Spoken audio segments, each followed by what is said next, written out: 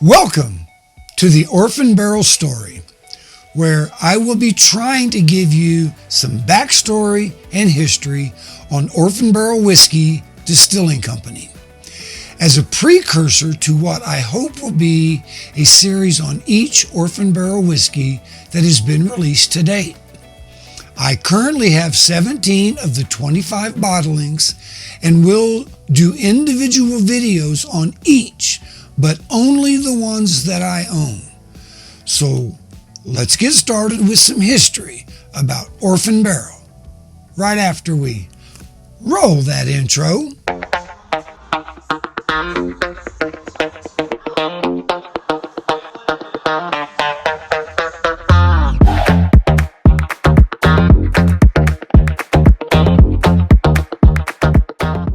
Orphan Barrel is a project by Diageo, which aims to find and bottle rare, ultra-aged whiskeys that were left behind or forgotten in distilleries all around the world.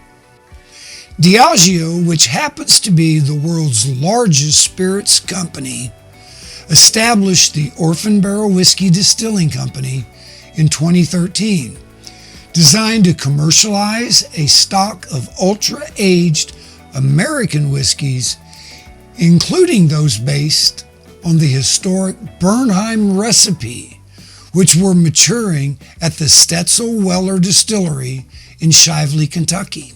The Orphan Barrel project is centered around the idea of rescued or forgotten barrels, with the narrative suggesting that these whiskeys were hidden away in the back of rickhouses and distilleries, just waiting to be discovered.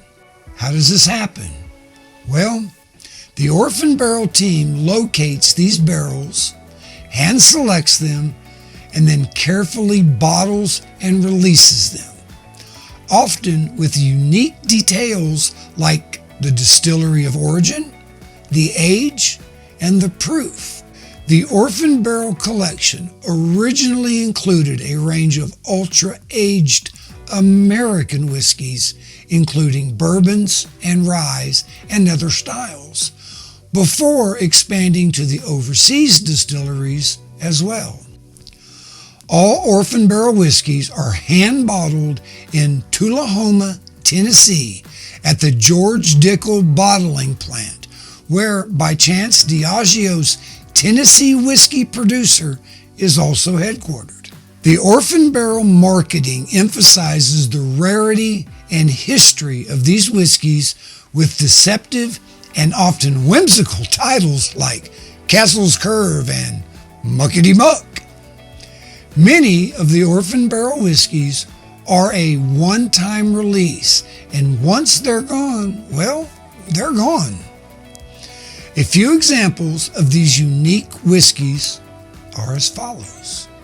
Lost Prophet is a whiskey distilled at the former George T. Stagg Distillery, potentially from the same mash bill as George T. Stagg bourbon. Barter House, which is a bourbon that reveals a symphony of flavors with creamy caramel and rich vanilla notes.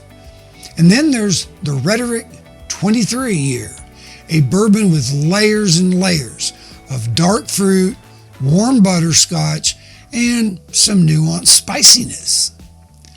And then we also have Castle's Curse, which is a 14-year-old single malt Scotch whiskey from the Tanichik Distillery in Alness, Scotland, named after the Scottish Kelpie legend.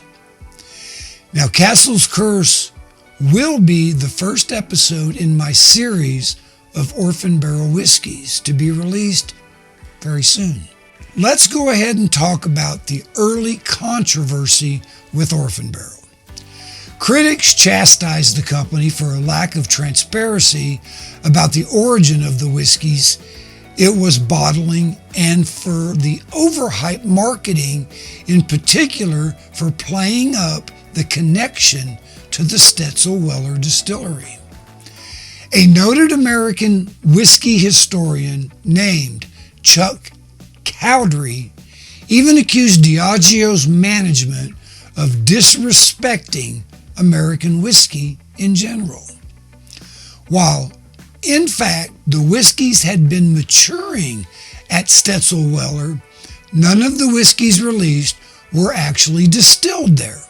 This iconic distillery has a unique role in the history of bourbon for, among other reasons, its close association with Julian Van Winkle and the bourbon that bears his name. Moreover, its critics pointed out Orphan Barrel Whiskey Distilling Company doesn't actually own a distillery. Now, since then, Diageo, to its credit, has been much more transparent about the origins of the whiskeys it has maturing at the Stetzel-Weller plant, releasing information with each bottling on where the whiskey was actually distilled, details of its mash bill, and the background about its aging regime. Although it has still been extremely quiet about disclosing the scope and size of Orphan Barrel's whiskey stock. So there you have it, a little history of the Orphan Barrel Company and its line of whiskeys that I felt should be covered in this separate video so that I might focus more directly on the story behind each individual whiskey as we move forward with episode 1, which is just around the corner.